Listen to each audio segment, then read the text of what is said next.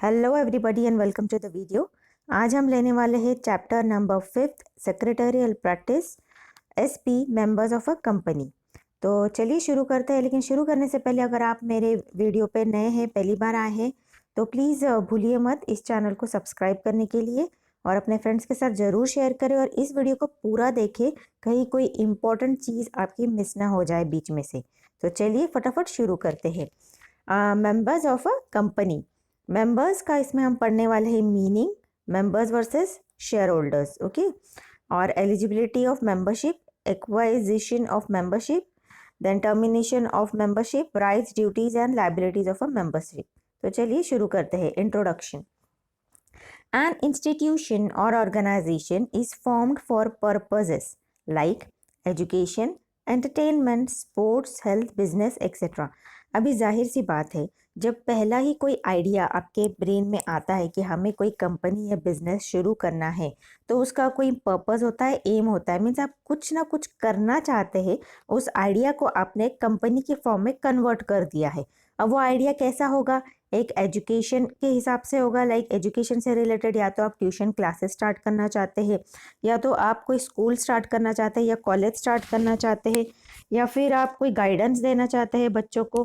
कुछ भी हो सकता है। एंटरटेनमेंट हो सकता है, एंटरटेनमेंट में आप सर्कस भी स्टार्ट कर सकते हो, आप कोई मूवी भी बना सकते हो, और बॉलीवुड में बना सकते हो, हॉलीवुड में बना सकते हो, और एंटरटेनमेंट में सब कुछ आएगा। लाइक आप कोई ऐप बना सकते हो जिसमें अगर आपको कोई बच्चों का एंटरटेनमेंट हो, या कोई मूवीज, कोई सीरियल, सब कुछ। स्पोर्ट्स हो सकता है, इसमें सब स्पोर्ट्स कवर होंगे। हेल्थ से रिलेटेड आप कोई बिजनेस स्टार्ट कर सकते हो। हार्ट का ऑपरेशन होता है, उसमें वॉल की ज़रूरत होती है, तो आप कोई वॉल बनाने की कंपनी बना सकते हो। एनी बिजनेस, कोई भी आइडिया जो इमर्ज करता है और वो एक कंपनी का फॉर्म लेता है, उस एक एन इंस्टीट्यूशन और ऑर्गेनाइजेशन बनती है, ओके।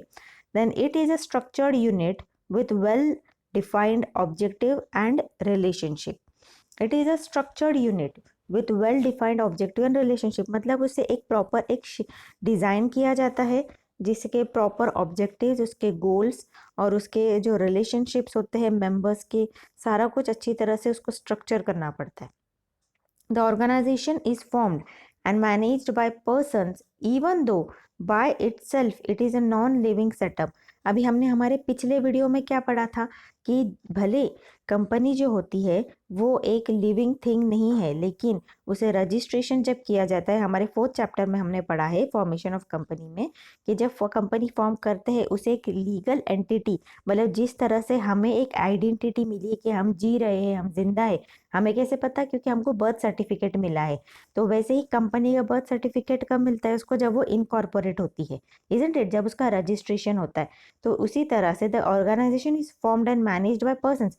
ऑर्गेनाइजेशन बना दिया, कंपनी बना दिया, उसे भले कोई पर्संस, कुछ लोग मिलके चला रहे हैं, even though by itself it is a non living setup, उसके वो भले एक नॉन लिविंग सेटअप है लेकिन फिर भी वो चल रहा है, ओके। उसे एक पर्सन की आइडेंटिटी दे दी गई है, भले उसके अंदर ब्लड एंड फ्लैश नहीं है, okay.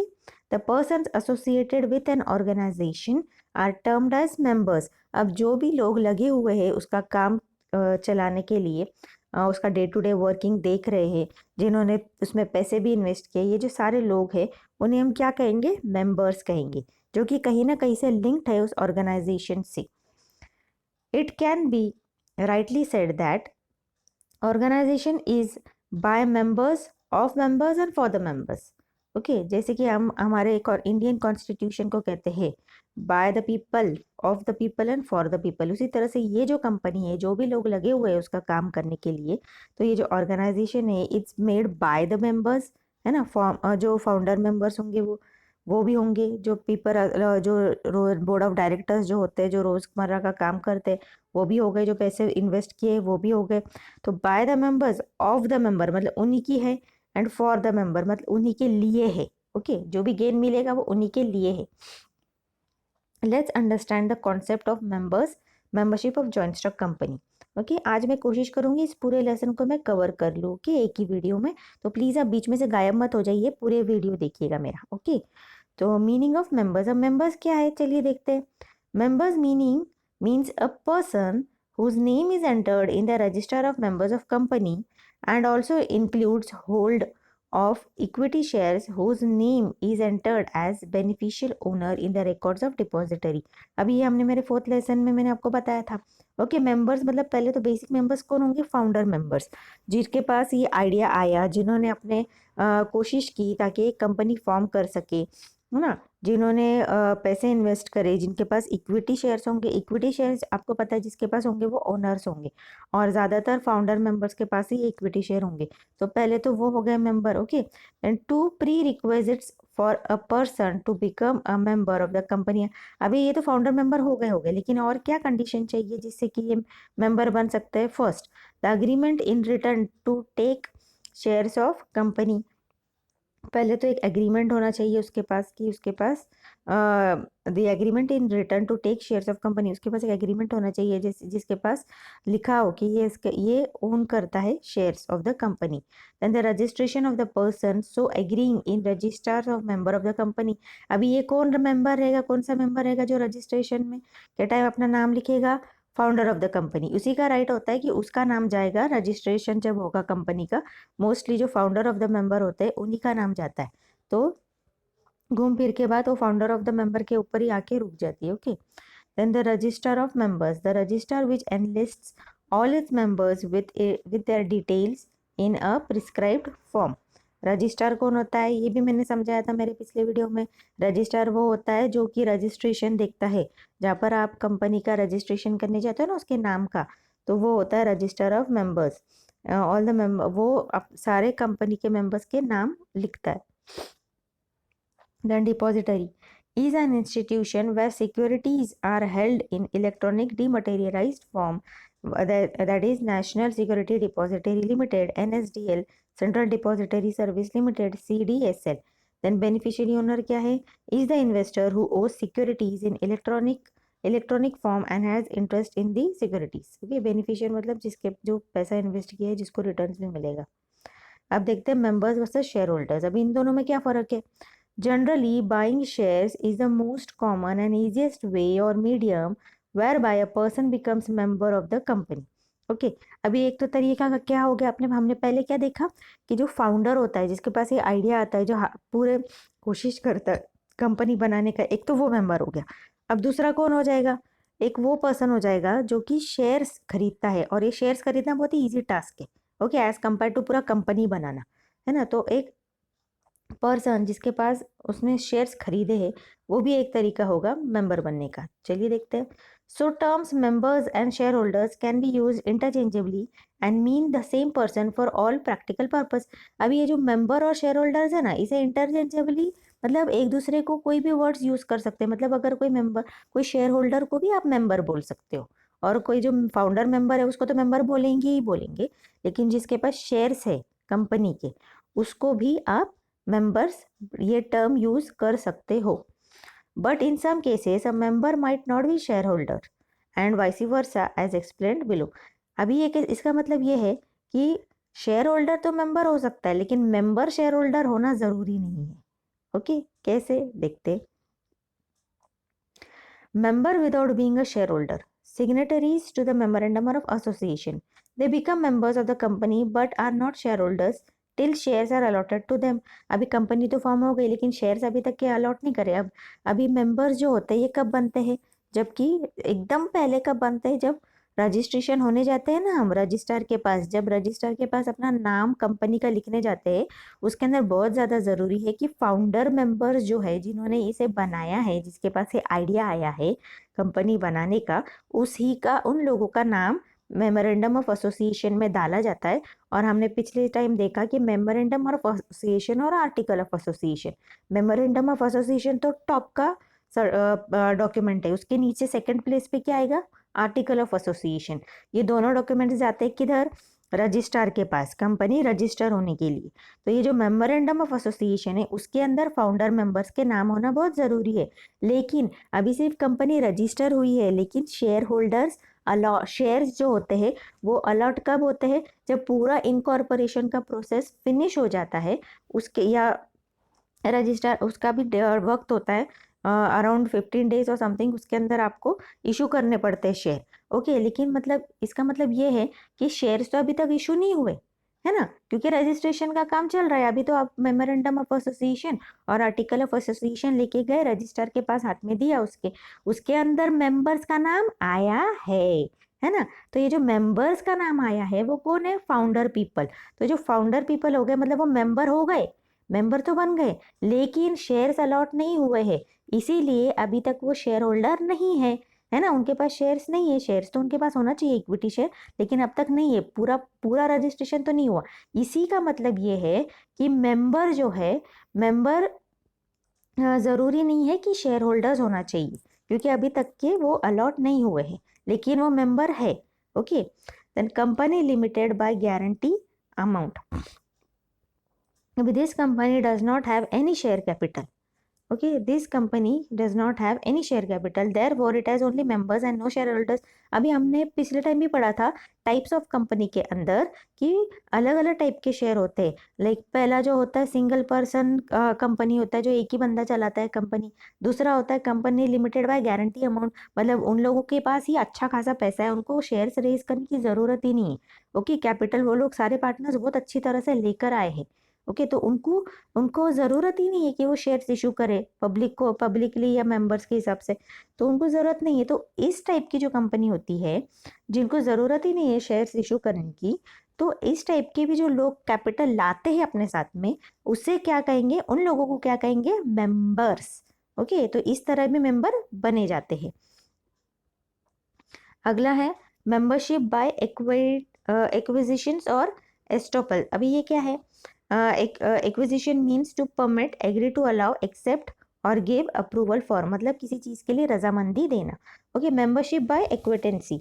Now if any person mispresents himself as a member shall be stopped from refuting his position subsequently and is held liable as a member even though he is not a shareholder. A person who knowingly permits entering his name in register of members. If any person misrepresents himself as a member shall be stopped from refuting his position subsequently and is held liable as a member even though he is not a shareholder. अभी कोई बंदे ने गलत तरीके से अपना नाम उसमें एंटर कर दिया है मेंबर की लिस्ट में।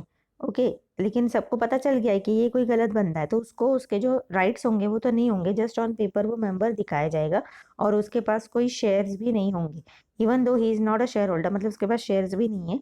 लेकिन a person who is knowingly permit, मतलब उसे पता है कि ये गलत है, लेकिन फिर भी वो अपना नाम एंटर करता है रजिस्टर ऑफ मेंबर में, तो भी उसको गिना जाएगा। Then transfer of shares. Okay, ये तो है ही। Then the transferor, seller of shares continue to be a member of the company till his name is removed from register of member and replaces with the name of transferee. अब इसका मतलब ये है कि जब शेयर्स कंपनी रजिस्ट्रेशन हो जाती है, ओके, उसके बाद में कुछ शेयर्स अलॉट कर दिए जाते हैं, इक्विटी शेयर्स, है ना। फाउंडर मेंबर्स को तो ऑब्वियसली ज़्यादा ही दिए जाएंगे, हाँ, कि as compare to normal people, तो क्योंकि उनके पास ओनरशिप राइट आना चाहिए, जिसके पास ज़्यादा से ज़्यादा इक्विटी शेयर्स होंगे। ओके, 100% में से अगर 70% फाउंडर मेंबर के पास होंगे तो ही वो ओनर कहलाएंगे, ओके, कंपनी का। तो इसी तरह से अगर सपोज अगर मैं ओनर हूँ और मेरे पास 70% ऑफ शेयर्स है, लेकिन 20% ऑफ शेयर्स या फिर पूरे 70% ऑफ शेयर्स मैंने दे दिए किसी और को, लेकिन मेरा नाम अभी तक फाउंडर मेंबर में है, तो भी मैं मेंबर रहूंगी उस कंपनी की। ओके, आई होप आपको समझ रहा है। Okay, then on death of a member by succession transmission of shares, shares of a deceased person are held by his legal heir और रिप्रेजेंटेटिव। अभी कोई फाउंडर, कोई मेंबर है, वो गुजर गया है, उसके बदले उसका हेयर होगा I am sorry, heir means कौन? उसके बच्चे या नॉमिनी जो होती है। ओके, ऑब्वियसली अगर फादर गुजर जाए तो उसके बदले नॉमिनी कौन होगा? उसका बच्चा, उसकी वाइफ होगी, उसके बच्चे होंगे, उसका कोई रिलेटिव होगा। Then the deceased person ceases to be the shareholder but continues to be a member till transmission of in effects. अभी जब तक उसका कोई प्रोसेस करके उसका नाम हटाया नहीं जाता, जो इंसान गुजर गया है ऑन लीगल पेपर्स, तब तक वो मेंबर बना रहेगा। Okay, transmission is the process wherein the shares of deceased are registered in the name of his legal representative. अब तब तक कब तक वो मेंबर रहेगा? जब तक कि उसका नाम हटा के उसका जो लीगल हेयर है उसका कोई बच्चा या उसका कोई रिलेटिव है, उसका नाम नहीं डाला जाता है, उस वक्त तक कि वो डेथ पर जो मर चुका है बंदा, वो भी मेंबर कहा जाएगा।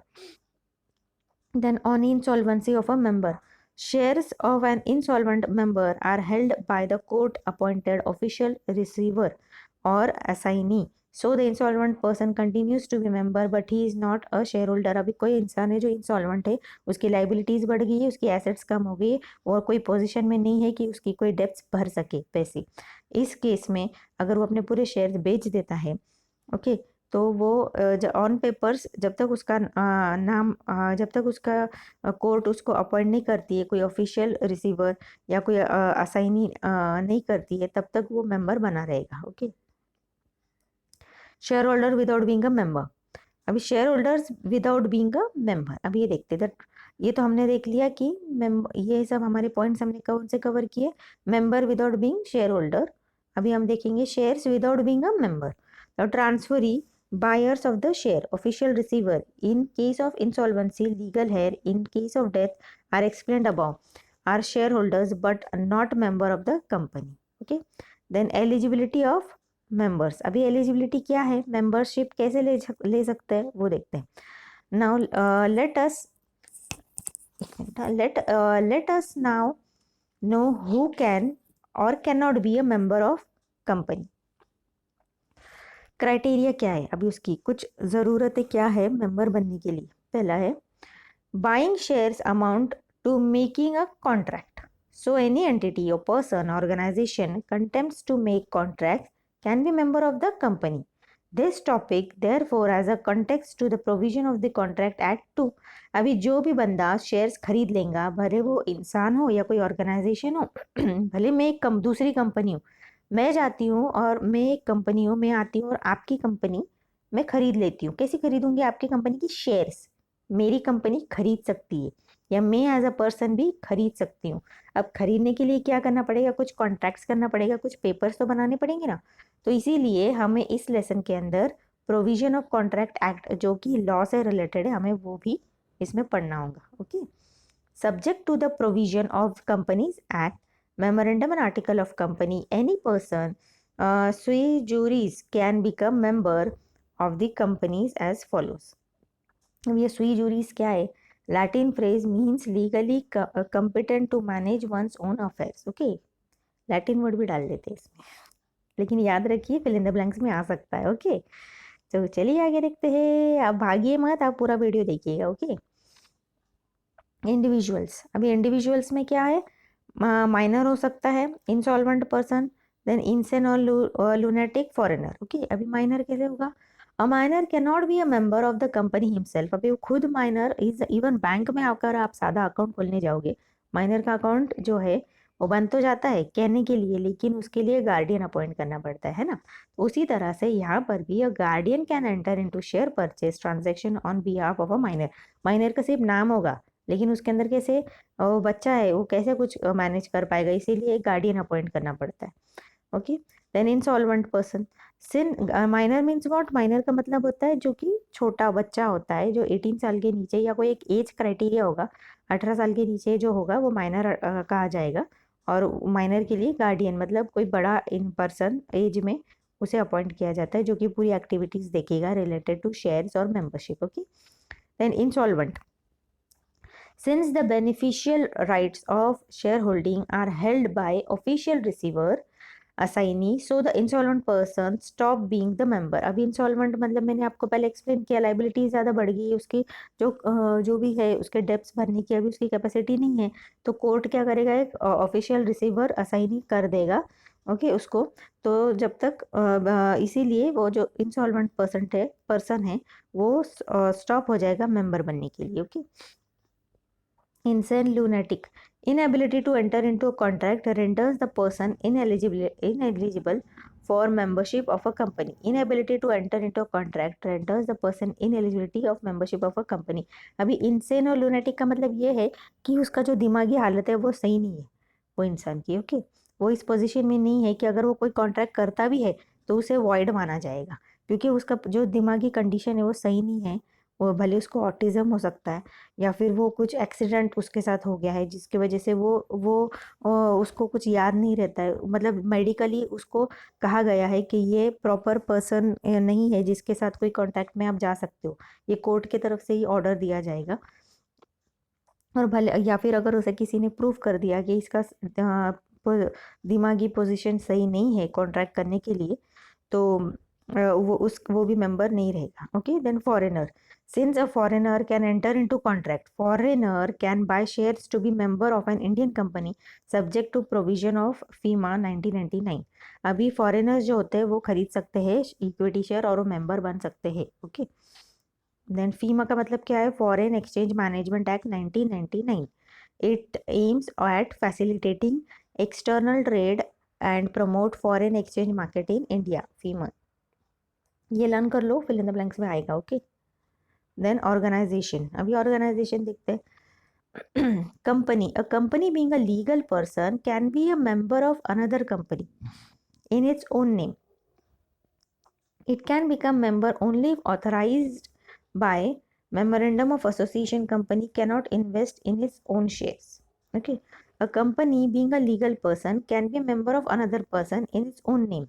अभी जैसे कि मैंने आपको पहले एग्जांपल दिया कि मैं खुद एक कंपनी हूँ और आप एक कंपनी हो। ओके, अभी मैं जो कंपनी हूँ, मुझे भी एक लीगल एंटिटी पर्सन का मुझे भी एक आइडेंटिटी मिली है, और आप एक कंपनी हो तो आपको भी एक आइडेंटिटी मिली है आपकी कंपनी को। तो मेरी कंपनी मेरे कंपनी के नाम से आपकी कंपनी के शेयर्स खरीद सकती है। Okay, it can become member only if authorised bye memorandum of association. और ये कब होगा? ये तभी होगा जब मेमोरेंडम ऑफ एसोसिएशन जो होता है उसके अंदर प्रॉपरली मेंशन किया गया हो कि ये कंपनी, मेरी कंपनी आपकी कंपनी को खरीद सकती है shares.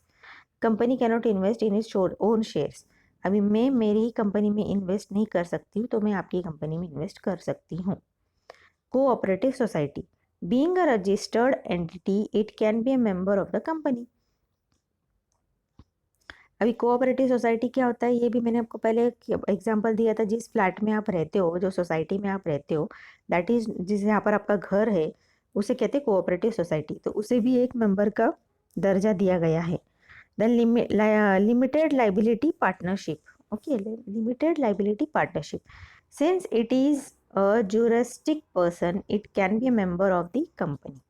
Then Hindu undivided family. The act does not prohibit members of Hindu undivided family, but shares can be registered only in the name of कर्ता। कर्ता कौन होता है? हिंदू अनडिवाइडेड कंपनी में जो हेड होता है ना, उसी के नाम पे पूरे शेयर्स होंगे। Okay, then partnership firm, the firm cannot be member of the company as it is not a registered entity, but firm can hold share of company in the individual names of partners। अभी जो partnership firm होता है ना, ये खुद जो होता है वो रजिस्टर्ड मेंबर नहीं होता है। जैसे कंपनी होती है ना, वैसे पार्टनरशिप फर्म नहीं होती, लेकिन जो लोग उसके अंदर जो काम कर रहे हैं उनके नाम पे शेयर्स निकाले जा सकते हैं। But the firm can hold shares of company in the individual name of partners. Okay,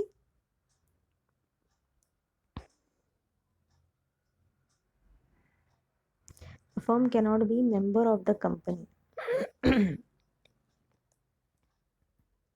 अब ये जो पार्टनरशिप फर्म है वो खुद एक मेंबर नहीं गिन सकते उसको। जैसे कि हम बड़ी बड़ी कंपनीज को एज अ लीगल एंटिटी का जो दर्जा देते हैं, तो उसी तरह से जो पार्टनरशिप फर्म होता है उसे एज अ लीगल एंटिटी का दर्जा नहीं दिया जा सकता है, as it is not registered entity. As उसको पार्टनरशिप फर्म को हम रजिस्टर नहीं कर सकते एज अ लीगल एंटिटी, लेकिन but firm can hold shares of company in the individual names of partners. ये एक्सप्लेन किया। Then trust, registered trust can become a shareholder in company in its own name. Trust बना के भी कुछ companies वो trust एक group बना के ट्रस्ट बना के वो भी कंपनी के कुछ शेयर्स होल्ड कर सकते हैं। Then eligibility of membership of a company at a glance, minor है, इस माइनर देख लेंगे, उसको एलिजिबिलिटी नहीं है, इंसॉल्वेंट पर्सन को नहीं है, इंसेंट लूनेटिक पर्सन को नहीं है, फॉरेनर को है, कर्ता को है, कंपनी को है, कोऑपरेटिव सोसाइटी को है, देन लिमिटेड एलएलपी को है, then Hindu undivided firm HUF को नहीं है, पार्टनरशिप फर्म को नहीं है, और ट्रस्ट को है। ओके, ये शॉर्ट में आपको बताया था ताकि आपको याद रह सके। देन एक्विजिशन ऑफ मेंबरशिप, कहाँ तक पहुँचे हम, जस्ट एक्विजिशन ऑफ मेंबरशिप देखते हैं अभी। Let us now learn how one can become member of the company. अभी ये देखते हैं कि कोई बंदा मेंबर कैसे बन सकता है, मेंबरशिप कैसे एक्वायर कर सकता है। पहला, बाय सब्सक्राइबिंग टू मेमोरेंडम।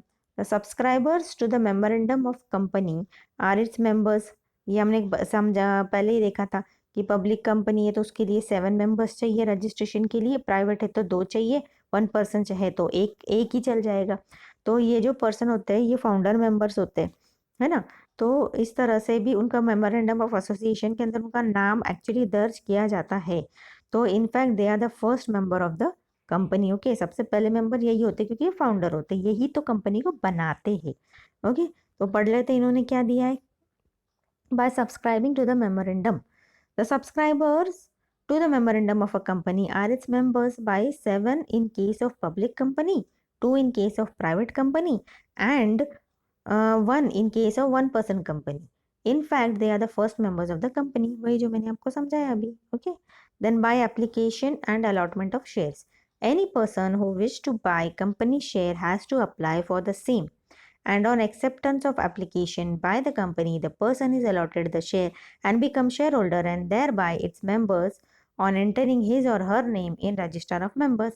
अभी जैसे जब शेयर्स अलॉट किए जाते हैं उस तरह, ये तो आपको प्रोसेस आपको आप सीख लोगे, ये आपको पता भी होगा कि शेयर्स को अलॉट करने का अच्छा लंबा प्रोसेस होता है। तो जब पूरा प्रोसेस फिनिश हो जाता है उस तरह से भी शेयर होल्डर्स जो है वो मेंबर बन जाते हैं कंपनी के।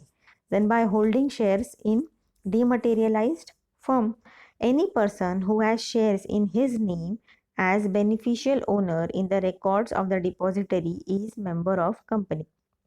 Dematerialized form का मतलब होता है it means holding financial securities in electronic form and not physical or paper.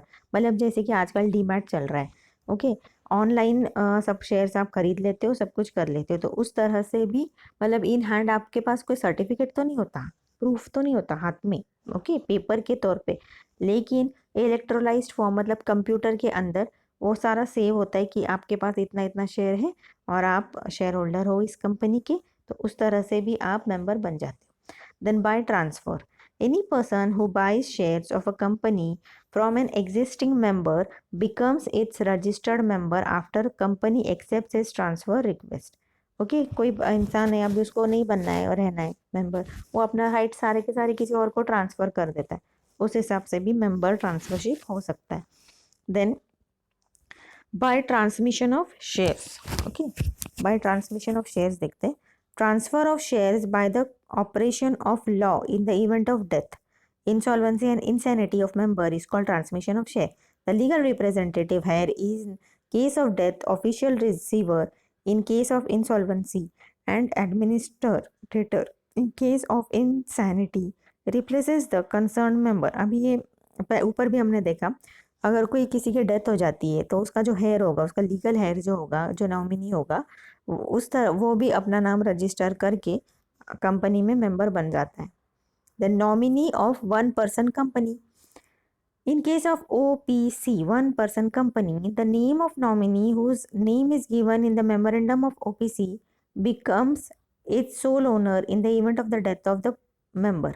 Okay, अब मेमोरेंडम ऑफ एसोसिएशन में नॉमिनी का जिक्र किया गया होगा कि अगर वो उसकी डेथ हो जाती है तो उसके बदले जो उसका लीगल है या जो भी उसने नाम डाला है उसके अंदर वो बन जाएगा मेंबर ऑफ द कंपनी।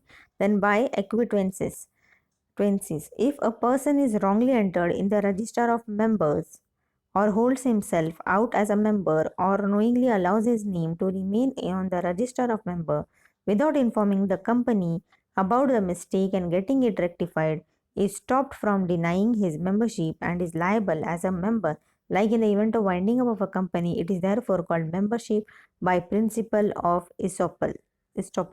अभी इसका मतलब ये है कि जैसे हमने ऊपर भी देखा कि गलत तरीके से उसने अपना नाम रजिस्टर किया है मेमोरेंडम ऑफ एसोसिएशन में, या फिर उसने चुपचाप अपना नाम लिख दिया और किसी को पता ही नहीं है, या फिर लोगों को बाद में पता चलता है कि इसने चोरी छुपे या गलत तरीके से अपना नाम रजिस्टर किया है, तो भले उसको मेंबर्स के कोई राइट्स वो एंजॉय नहीं करेगा, लेकिन उसको ऑन पेपर मेंबर ट्रीट किया जाएगा। कब और इसको ट्रीट किया जाएगा, और at the time of winding of the company भी ये लायबल होगा, और ये से मेंबरशिप का दर्जा उसका रहेगा ही रहेगा। And it is therefore called membership by principle of estoppel, मतलब भले उसने गलत तरीके से नाम लिखा है, लेकिन लिख तो दिया है, आ तो गया है ना उसका नाम। Then termination of membership. A person ceases to be the member of the company when any of the following occurs. अभी क्या होता है ट्रांसफर ऑफ शेयर्स, अभी किस तरह से अपना वो मेंबरशिप टर्मिनेट कर देता है, मतलब कैंसिल कर देता है। ओके, ट्रांसफर ऑफ शेयर्स, अगर उसने अपने शेयर ट्रांसफर कर दिए तब भी टर्मिनेट हो जाएगा, मीन्स कैंसिल हो जाएगा उसका membership. Then in the event of death और इंसॉल्वेंसी ऑफ अ पर्सन, मर गया है तो भी। Then sale of shares by the member in the buy back offer by the company, वो कोई जैसे कि अभी कंपनी 100 शेयर्स निकालती है और उसके बाद में बोलती है कि हम 50 शेयर्स वापस खरीद लेंगे। जी, पहले उनको ज़रूरत थी पैसों की, तो उन्होंने 100 शेयर्स इशू कर दिए, अब उनके पास अच्छा खासा पैसा है, तो अभी वो लोगों को बोलेंगे कि हम 50 शेयर्स वापस खरीदना चाहते हैं। अब जिन लोगों से वो वापस खरीद लेंगे ना, तो वो जो बाकी के जो लोग हैं उनके पास से वो ओनरशिप एंड हो जाएगा। ओके, तो ओनरशिप वापस किसके पास आ जाएगा, कंपनी के पास आ जाएगा। Okay, then sale of shares by the member in the buy back form, उसको बाय बैक बोलते हैं। Then forfeit of shares by company, अभी फोरफिट मतलब शेयर्स दिया गया है और उसको थोड़े थोड़े टाइम में शेयर होल्डर को कहा जाता है कि आपके जो शेयर्स के जो पैसे हैं वो थोड़े थोड़े टाइम पे आप भरते जाओ, लेकिन वो नहीं भरते प्रॉपरली, उनको कितना भी कॉल लेटर या वार्निंग दी जाती है भरो भरो, वो नहीं भरते, आखिरकार वो शेयर को फोरफिट कर लेते हैं, मतलब उनसे छीन लेते हैं, वापस ले लेते हैं, तो उसे कहते हैं forfeit of shares. Okay, then surrender of shares to the company पर मेंबर, अभी कोई मेंबर है उसको खुद ही नहीं रखना है वो शेयर्स, वो अपनी तरफ से सरेंडर कर दे रहा है, मतलब दे दे रहा है, तो उसे भी उस हिसाब से भी मेंबरशिप चला जाएगा। Then exercising of lien over shares of a member of the company,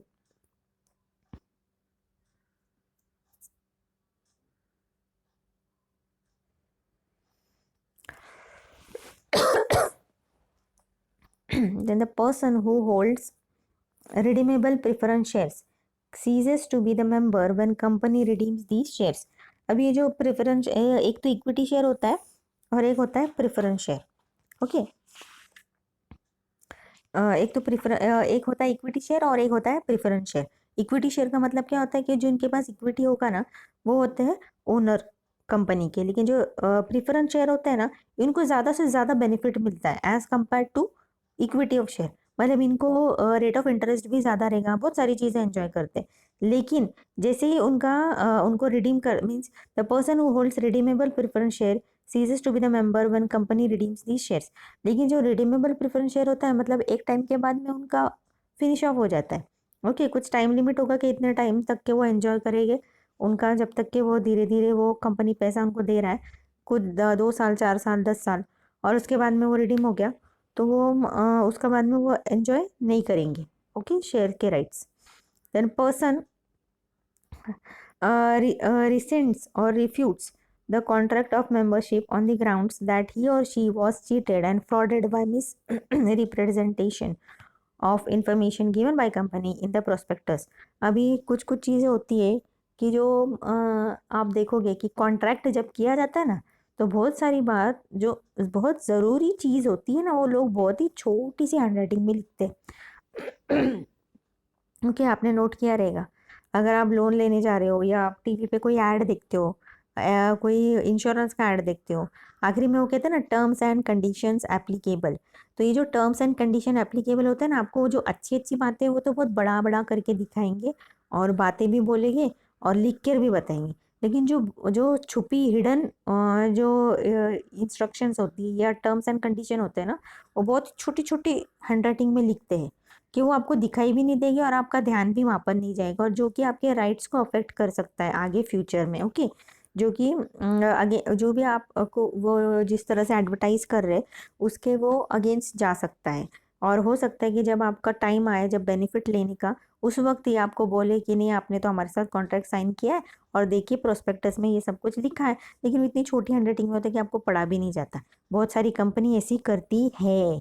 तो इस तरह से आप क्या करते हो, आप फ्रॉड या फिर मिस इंटरप्रिटेशन की वजह से भी आप क्या करते हो, उन पर या तो केस डाल देते हो या वो सरेंडर हो जाता है या कुछ जो भी होता है आपका, उस तरह से भी मेंबरशिप फिनिश ऑफ हो सकता है। Then winding up of the company, जब वाइंडिंग अप मतलब कंपनी बंद हो रही है तो मेंबर्स आप तो रहोगे नहीं। Okay, then rights duties and liabilities of a member. अभी देखते हैं, अभी मेंबर तो बन गए लेकिन इसके बाद में आपको क्या राइट्स मिलते हैं, आपको आपकी क्या ड्यूटीज़ होती है और लाइबिलिटीज़ मतलब आपकी क्या जिम्मेदारी होती है। ओके, कंपनी की तरफ से तो चलिए चलिए देखते हैं। Being an integral part of a company, member enjoys certain rights and has to fulfill certain duties and liabilities. Let's study.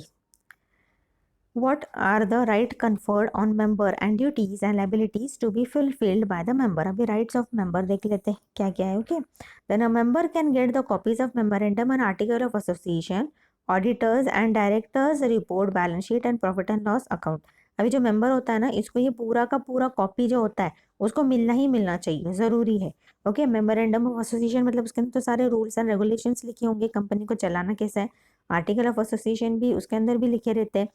Then auditors report, audit मतलब कोई कंपनी का ऑडिट हुआ है तो उसकी रिपोर्ट आप उसको मिलना चाहिए। Directors report, then balance sheet मतलब पूरे साल भर का क्या काम किया है कंपनी ने क्या नहीं, वो पूरा मिलना चाहिए। देन प्रॉफिट एंड लॉस, कितना प्रॉफिट में या लॉस में है, क्यों है, वो सारे के सारे डॉक्यूमेंट्स एक मेंबर के पास होनी ही चाहिए, उसे मिलना ही चाहिए।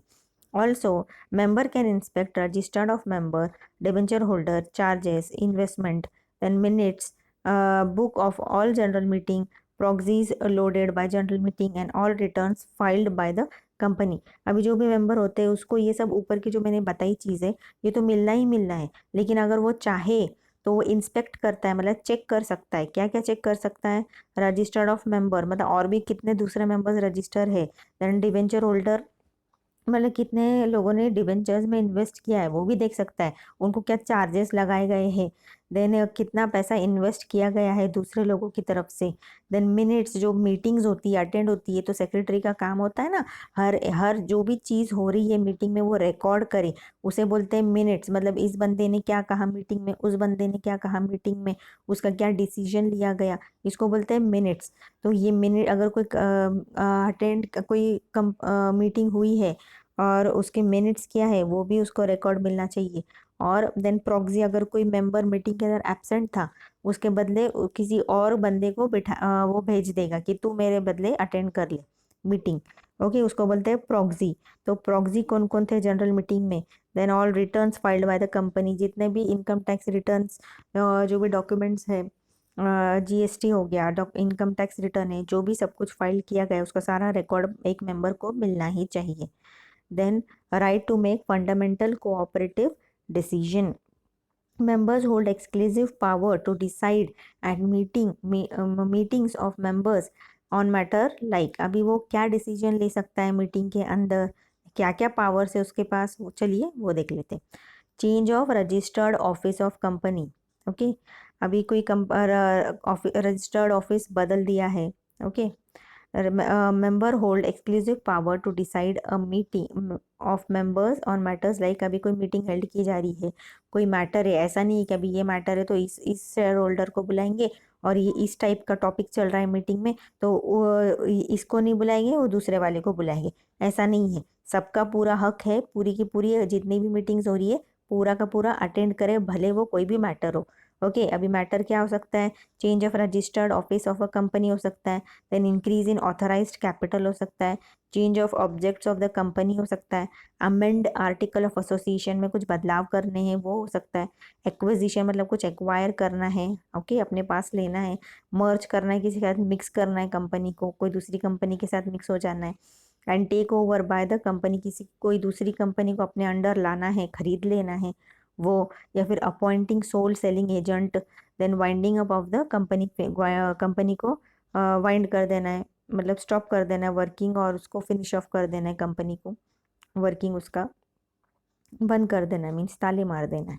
Then right to participate in general meeting, ये भी उसका एक criteria. Member have a right to receive the notice and agenda of all general meeting, attend them in person और appoint a proxy, speak and vote. अभी इसके अंदर मैंने आपको ऊपर भी समझाया, अगर वो खुद अटेंड नहीं कर सकता है तो कोई प्रॉक्सी को भी या किसी और बंदे को उसकी जगह पे भेज सकता है कि वो अटेंड करे उसकी जगह पे, देन वो बोल सकता है ओके मीटिंग के अंदर। प्रॉक्सी को राइट नहीं होता है बोलने का, मेंबर को होता है। प्रॉक्सी सिर्फ अटेंड करेगा और सुनेगा क्या होएगा okay. Then vote in meeting, voting अगर कुछ होता है तो वो मेंबर का पूरा राइट है वोटिंग के अंदर हिस्सा लेने का। Demand and vote at a poll, then demand to call extraordinary general meeting, अगर कोई एक्स्ट्रा ऑर्डिनरी कोई भी टॉपिक उसको जनरल मीटिंग रखनी है तो वो भी रखवा सकता है। Then right to appoint and remove a director, member have right to appoint and remove the directors okay. Members जो होते हैं, डायरेक्टर्स जो होते हैं कंपनी का, जो वर्किंग देखते हैं उसको अपॉइंट भी कर सकता है और उनको रिमूव भी कर सकता है। Then right with respect to company's accounts and its audit, members approve the annual accounts at the annual general meeting, appoint auditors, decide their remuneration and also have right to remove the auditors okay। जैसे directors को appoint करता है, auditors को भी वो appoint कर सकता है, रिमूव भी कर सकते हैं। then right to participate in profits of the company, member invest money in company with the hope of getting returns on the investment okay।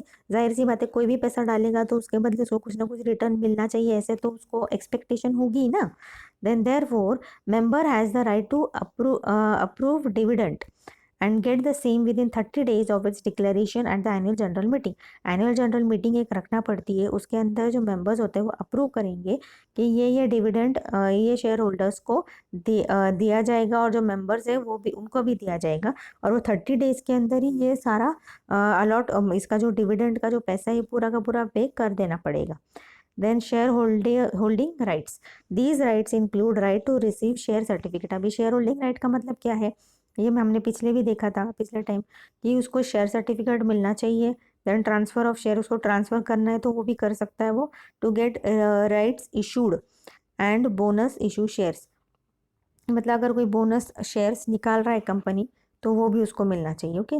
Then right to receive surplus assets, even surplus assets in the event of winding up of the company, member is entitled to get shares of surplus assets of company if any after the payment to all the other stakeholders। अभी जो member होते हैं ना, जब winding up होता है ना company का, जब बंद करते हैं कंपनी को, तो ये जो मेंबर होते हैं ये एंटाइटल होते हैं, मतलब इनको मिलना ही चाहिए ओके। आखिरी में जितना भी एसेट्स बच जाता है कंपनी का, ये सारा इन मेंबर्स के अंदर डिस्ट्रीब्यूट कर दिया जाता है और ये इनका राइट है। Then right to class action suit, the act confers the right of class action suit to members against company or its directors in the event of any fraudulent, unlawful or wrongful act or omission of mislead statement in the audit report। क्योंकि कोई भी गलत information अगर कोई audit report में डाला गया है तो उसके अंदर भी वो एक्शन ले सकते हैं, केस भी फाइल कर सकते हैं कोर्ट में। एनी 100 members और those holding 10% of voting right can apply to the tribunal of redressal, वही मैंने आपको बताया। The members can demand investigation in the affairs of the company, अगर कोई गलत काम हो रहा है, इलीगल काम हो रहा है, तो मेंबर्स डिमांड कर सकते हैं कि इसे लीगली एक इन्वेस्टिगेशन अलॉट की जाए, इन्वेस्टिगेशन की जाए okay. Also they can file a petition to wind up of the company, अगर वो इतने हद तक जा रहे हैं कि कंपनी को बंद करना पड़े तो वो भी कर सकते हैं। Then duties and liabilities of a member. A member is required to fulfill certain liabilities and obligations like, अभी लाइबिलिटीज़, अभी ये तो हमने सब राइट्स देख लिया, अभी हम देखेंगे कि उसके ड्यूटीज़ एंड लाइबिलिटीज़ क्या है। A member is bound to the company by all the convenience of the article of association. अब आर्टिकल ऑफ एसोसिएशन में जितने भी रूल्स एंड रेगुलेशंस लिखे जाएंगे ना, तो वो मेंबर को फॉलो करना बहुत ज़्यादा ज़रूरी है। Then since most of the companies have liability limited up to face value of share, the member is liable to pay full value of shares। अभी जो भले वो मेंबर है लेकिन वो फेस वैल्यू ऑफ शेयर जो है, जितना भी उसका प्राइस है, मेंबर को भरना ज़रूरी है ओके, भले वो मेंबर क्यों ना हो, पूरा पैसा देना उसको ज़रूरी है। Then in case of unlimited liability, company member is personally liable for all the debts of the company. अगर अनलिमिटेड लाइबिलिटी है तो जो मेंबर होगा उसकी रिस्पॉन्सिबिलिटी होगी कि जितना भी कंपनी का डेब्ट्स है वो उस भले उसके पॉकेट से भरे पर भर दे। Then convenience of the article means content and clause of article of association of the company. Okay, तो समरी है, समरी में रीड आउट कर देती हूँ। आई होप आपको पूरा लेसन चैप्टर समझ गया होगा। अगर आप नए हैं तो प्लीज़ सब्सक्राइब कर दो, ओके, ताकि मेरे आने वाले वीडियोस के आपको नोटिफिकेशन मिलते रहे। कोई भी प्रॉब्लम हो तो ज़रूर बताएं और नीचे कमेंट ज़रूर करें। मैं आपकी वेट करती हूँ आपकी कमेंट्स के लिए, प्यारे प्यारे कमेंट्स के लिए। ओके, तो चलिए समरी रीड आउट कर देते हैं। Member of a company is an integral part of company. Integral का पार्ट का मतलब होता है इम्पॉर्टेंट। ओके, इम्पॉर्टेंट पार्ट है वो एक कंपनी का। Members and share holder generally means the same except due to some technicalities. Any person or organization competent to enter into contract legally is eligible to become the member of the company. There are several ways whereby a membership of company can be acquired. The common most way of all is to buy the shares of the company. There are several ways whereby membership of company comes to an end, which is termed as cession or termination of a company. The member of a company is conferred with several rights. The member of a company needs to fulfill certain duties. ये summary था। I hope आपको पूरा chapter समझ गया होगा। बाद में मैं कोशिश करूँगी कि आपको पूरी एक्सरसाइज का आंसर्स दे सकूँ। जॉइंट स्टॉक कंपनी का मैंने मेरे पिछले वीडियो में दे दिया है पूरे आंसर्स। ओके, जैसे जैसे आगे हम बढ़ते जाएंगे मैं आंसर्स भी देने की वीडियो बनाने की कोशिश करूँगी। तो आई होप आपको ये चैप्टर समझ गया हो। और मैं आप जिन बच्चों ने मुझे कमेंट किया है उनको मैं थैंक यू कहना चाहती हूँ। जैसे कि जयराम सहारे, उन्होंने कहा है thank you ma'am, thank you, welcome, always welcome. Then Neha Sabale, उन्होंने भी थैंक यू मैम बोला है मेरे वीडियो को के लिए, थैंक यू। और ये है खुश नहार, ओके, एंड नीलेश चौरडिया। तो मैं इन सबको थैंक यू बोलना चाहती हूँ। आई होप आपको समझ गया होगा चैप्टर। कोई भी प्रॉब्लम हो ज़रूर बताएं, नीचे कमेंट करें कैसा था वीडियो। और thank you, bye bye, soon I will be back with another awesome video. और अपने फ्रेंड्स के साथ ज़रूर शेयर करें। ओके।